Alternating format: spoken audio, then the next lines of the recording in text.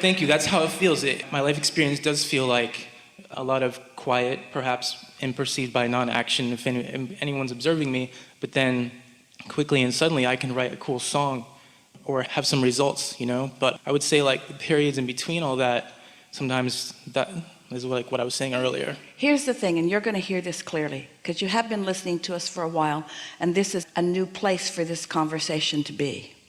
So this is the subject of turning thoughts to things. And it's the subject of it's the turning process that life is about, not the things that result.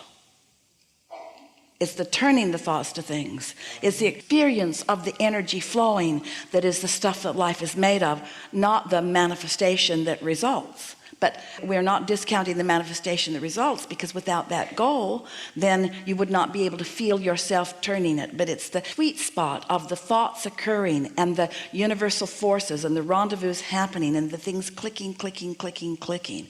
And your conscious recognition that you held a desire in a place that you allowed it, and now you're watching it unfold right before your eyes. It's that feeling of the energy flowing through you that is your recognition of your true talent.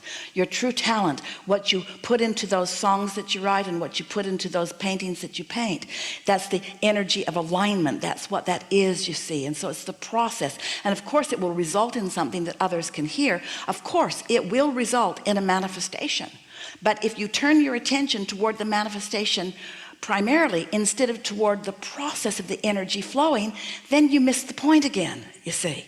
And that's hard for seers and hearers and smellers and tasters and touchers to hear from us, that it's the feeling, in other words, feel the feeling of excitement as compared to looking at something that excites you.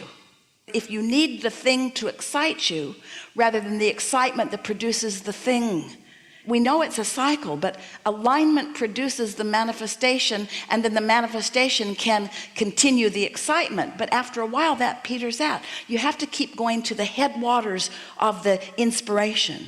You have to keep returning to the alignment that is interpreting the details of the vortex to you. That's the only way that you will continuously feel fed and fueled. So this is the part, that's the basis of what we're going to give you here, but this is the part that we really want you to hear. And now we're certain that you're ready to hear it. So you tap into this inspiration, and you know what we mean because you felt it flow often. And while it's flowing, you are orgasmically experiencing the thrill of that alignment. You're firing on all cylinders. It just feels so wonderful, and it produces something good.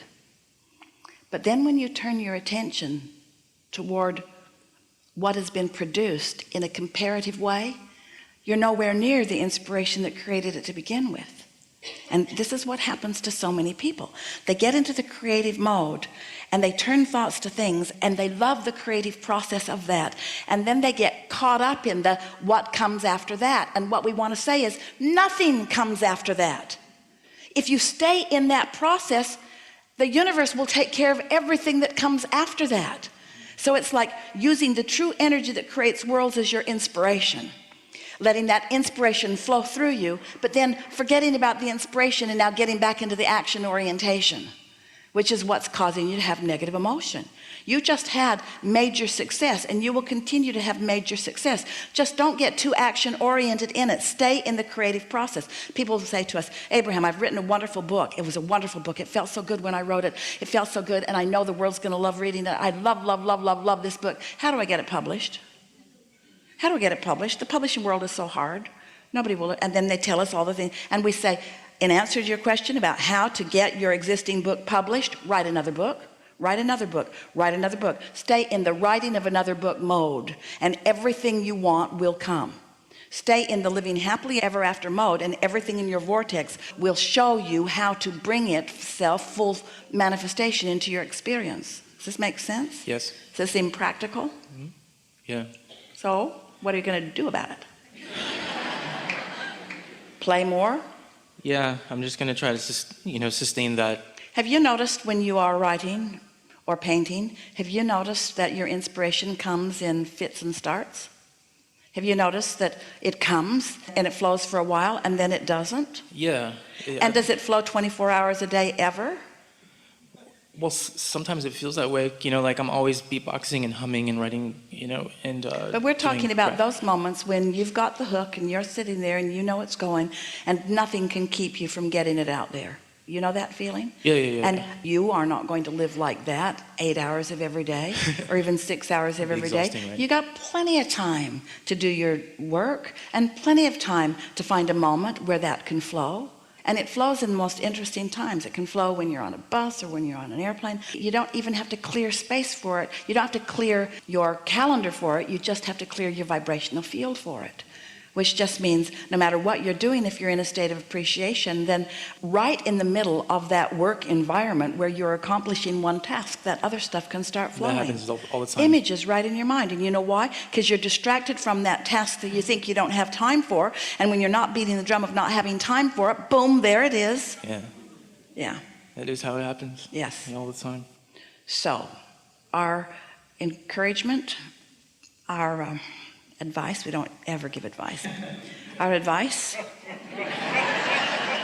is stop arguing for your limitations and notice how, even with the resistance that you have, how the wonderment of your life is seeping through the cracks of resistance. And as you feel better, those cracks will get wider and wider until people will look at you and say, how in the world are you able to juggle all of these plates all at the same time? And you say, because I've turned my schedule, I've turned all of that over to universal forces, and I am completely in the receptive mode. I'm in the receptive mode, and I'm just letting it flow. I'm not trying to manage it. I'm not trying to motivate myself. I'm not trying to control it. I'm just in this receptive, appreciative mode, and my talent is expressing through me in multiple ways. Thank you. Really good. Really good.